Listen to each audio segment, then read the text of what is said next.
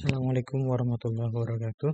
Pada kesempatan kali ini saya akan mempresentasikan skripsi yang telah saya tulis dengan judul Analisis Pengaruh Penggunaan Aplikasi Inventarisasi OCS Inventory terhadap Pengelolaan Aset Personal Komputer PC Ombudsman Republik Indonesia. Saya dibimbing oleh Dr. Ferdi Yasin S.Com. Saya jurusan S1 Teknik Informatika Prodi Teknik Informatika Fakultas Ilmu Komputer. Kita lanjut ke bagian selanjutnya. Di sini dari mulai latar belakang, manajemen aset teknologi informasi dan komunikasi bertujuan untuk menjamin ketersediaan dan optimalisasi pemanfaatan aset teknologi informasi dan komunikasi dalam SPBE. Selanjutnya, manajemen aset komputer yang ideal terkait sistem pemerintahan berbasis elektronik mencakup inventarisasi yang kuat, pelacakan dan pemeliharaan, pengelolaan siklus hidup, penggunaan yang efisien, dan tersedianya mekanisme pelaporan dan audit berkala. Yang berikutnya, keterbatasan dalam pendataan aset TI yang dilakukan pada 34 kantor perwakilan karena pengadaannya dilakukan oleh kantor pusat. Yang berikutnya, pendataan penggunaan aset PC atau laptop hanya berupa surat izin peminjaman atau SIP dalam format Word yang datanya kurang mutakhir. Dan yang terakhir, tidak adanya monitoring tool untuk aset PC atau laptop baik dari sisi user, software, ataupun dari hardware. Nah, yang berikutnya di bagian latar belakang, di sini saya membahas bagaimana data aset TI di seluruh kantor dapat dikelola dengan baik, bagaimana cara data aset TI bisa selalu mutakhir dan termonitoring, dan yang terakhir bagaimana data aset TI ini bisa dijadikan bahan atau acuan untuk pemutakhiran perangkat keras atau penggantian aset serta pelaporan dan audit.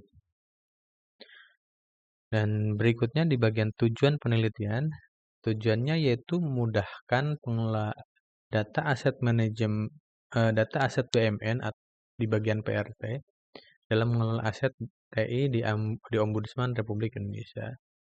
Yang kedua, memudahkan pengelola data aset BUMN saat menyajikan data untuk keperluan pemeriksaan.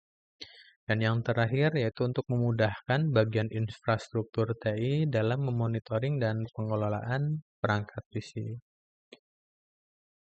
Di bagian berikutnya yaitu literatur review. Di sini saya mengambil 2 sampel. Yang pertama dari Amiruddin M. Widodo, AP, dan Istanto RR dengan judul jurnal yaitu Evaluasi Tingkat Penerimaan Sistem Manajemen Aset Menggunakan Metode Hotfit. Nah, dari jurnal Sistem Info Bisnis. Dalam penelitiannya, di sini membahas faktor-faktor yang mempengaruhi tingkat penerimaan dan manfaat bersih yang diterima oleh pengguna dari penerapan SIM aset atau sistem manajemen aset dengan menggunakan metode human organization, teknologi, dan profit atau hotfit. Nah, di sini dari penelitian ini menghasilkan bahwa penelitian ini menunjukkan bahwa manfaat bersih yang dihasilkan dari penerapan SIM aset yaitu meningkatkan efektivitas, membantu pengambilan keputusan, pengurangan kesalahan, dan mempermudah komunikasi. Dan yang berikutnya, saya mengambil penelitian dari Indrianti I, Wahyuni T, dan Ermawati, serta Ihsan dan Fatah dengan judul jurnalnya Analisis Perbandingan Metode TAM dan UTA-UT dalam mengukur kesuksesan pengguna aplikasi ojek online dalam jurnal Intercom. Nah, di sini membahas beberapa permasalahan terkait penggunaan metode TAM atau Teknologi Acceptance Model dan UTA-UT atau Unified Theory of Acceptance and Use of Technology dalam mengukur kesuksesan penggunaan aplikasi ojek online di Kabupaten Sleman, Yogyakarta. Dan penelitian ini menghasilkan beberapa hasil yang signifikan dalam memahami penerimaan teknologi oleh masyarakat, serta manfaat praktis dan akademis yang dapat digunakan oleh berbagai pihak yang tertarik dalam teknologi informasi dan komunikasi.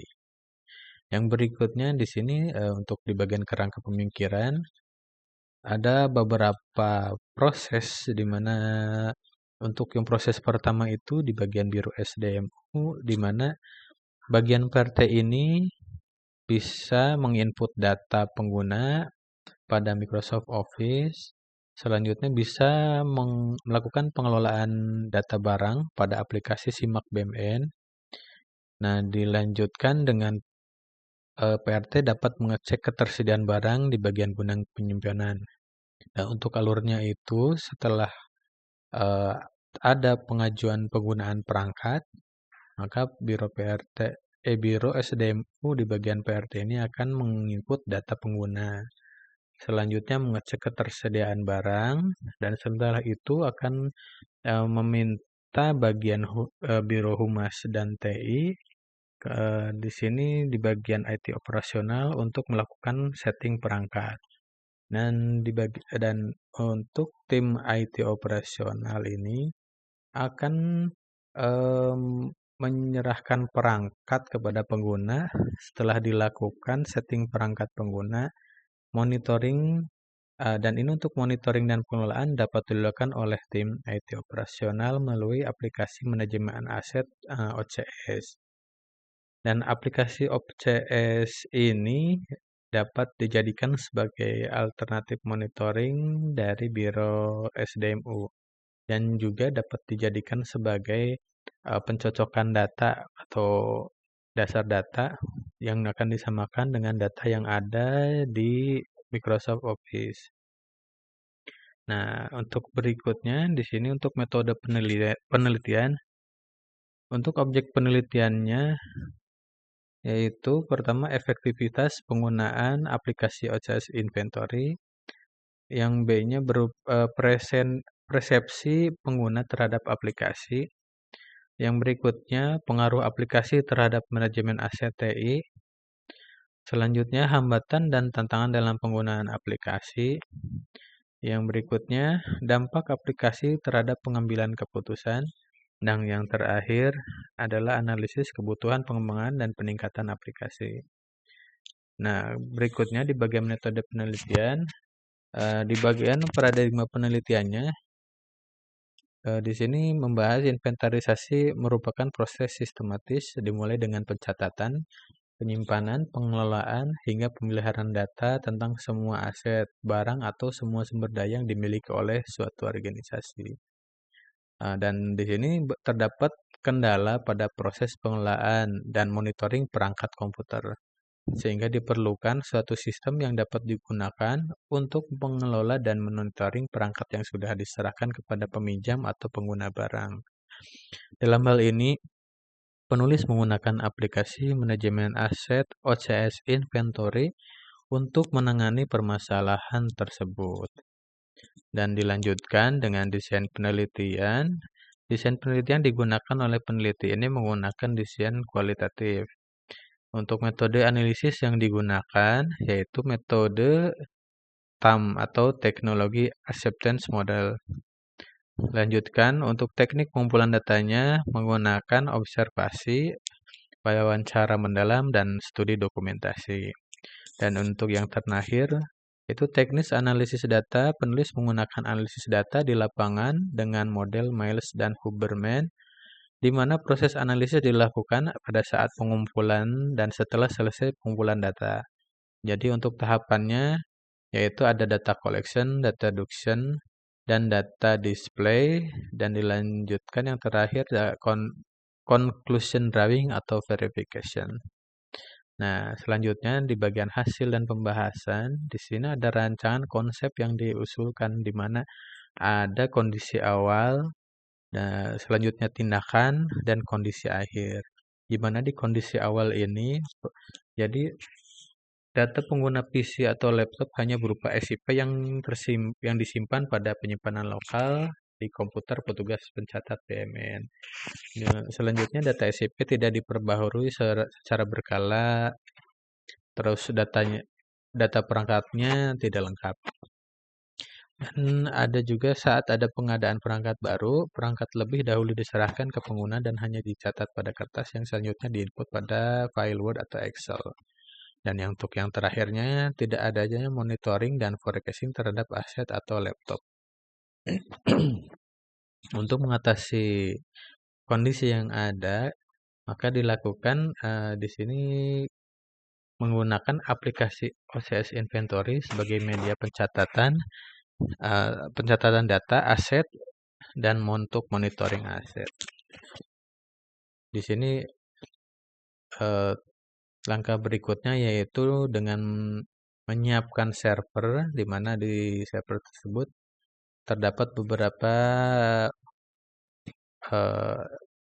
komponen, diantaranya seperti database server, communication server, administration console, dan deployment server. Dilanjutkan setelah server tersedia, yaitu dengan menginstal OCS Agent di masing-masing perangkat PC. Selanjutnya kita melengkapi data pengguna perangkat. Dan untuk yang terakhir yaitu sosialisasi penggunaan aplikasi dengan stakeholder terkait. Sehingga pada kondisi akhirnya di sini kita dapat memperoleh data aset yang dapat dikelola secara terpusat. Selanjutnya data aset pun dapat disajikan secara cepat. Perpindahan aset dapat dilakukan di mana saja. Monitoring software atau terhadap istilahnya pencegahan aplikasi berbahaya ataupun aplikasi yang tidak berlisensi. Dan untuk yang terakhir yaitu monitoring perangkat secara real time. Sehingga pada akhirnya itu data aset dapat dijadikan acuan untuk kebutuhan pengadaan ke depannya. Pencocokan data aset antara aplikasi dan dengan data yang ada di lapangan lebih mudah. Dan untuk penggunaan aplikasi OCS sebagai alat kerja dalam memanajemen aset dan komputer. Nah, di sini ada beberapa contoh di mana untuk kondisi awalnya pencatatan aset dicatat pada file spreadsheet. Dan ini pada kondisi akhirnya setelah data aset terkumpul pada aplikasi OCS Inventory. Nah, ini yang disebut agent dari OCS Inventory, di mana agent tersebut akan mengirimkan informasi lengkap dari perangkat laptop yang digunakan ke server melalui protokol SNMP. Nah, jadi informasi perangkat akan otomatis masuk ke database setelah agent OCS Inventory terpasang pada perangkat komputer. Nah, di sini ada tampilan untuk halaman login dan halaman dashboard, di mana setiap perangkat yang sudah ada agentnya akan datanya akan ditampilkan di sini. Dan ini untuk halaman update data pengguna, di mana apabila terdapat perpindahan barang atau pengguna bisa dilakukan di sini. Jadi untuk update pengguna barang, baik itu barangnya akan dikembalikan atau diserahkan ke bagian lain, nah bisa dilakukan di bagian ini di sini di halaman administratif data. Nah, di sini informasi yang dikolek dari agent tadi bisa ditampilkan dari mulai hardware, software, nah di sini dan ada beberapa device atau istilahnya itu perangkat yang terkoneksi dengan laptop atau PC pengguna yang udah ada agent OCS Inventory-nya. Dan ini merupakan hasil ekspor dari si OCS. Nah, di sini data yang diperoleh atau data yang berhasil diekspor ini dapat diolah untuk kebutuhan lainnya, seperti untuk nanti pencocokan data dengan data di SIP ataupun untuk pengecekan perangkat hardware dari OCS itu sendiri apabila tidak bisa dilakukan jika kondisinya offline seperti itu. Nah, sehingga pada kesimpulannya diperoleh hasil penelitian mengenai pengaruh penggunaan aplikasi OCS Inventory terhadap personal aset terhadap pengelolaan aset personal komputer di Ombudsman Republik Indonesia menghasilkan yang pertama itu efisiensi pengelolaan aset, di mana aplikasi ini tidak hanya memungkinkan pelacakan yang lebih akurat, tapi juga menyediakan informasi secara real time mengenai kondisi lokasi aset. Yang berikutnya, akuntabilitas dan transparansi. Jadi, data yang terekam secara otomatis dan tersimpan dengan baik memudahkan proses audit dan memastikan bahwa semua aset tercatat dengan benar. Dengan adanya pencatatan yang teratur dan akurat, jadi lembaga dapat lebih mudah memantau aset-aset mereka dan memastikan bahwa setiap perubahan atau perpindahan aset tercatat dengan baik. Yang berikutnya yaitu pengurangan kesalahan.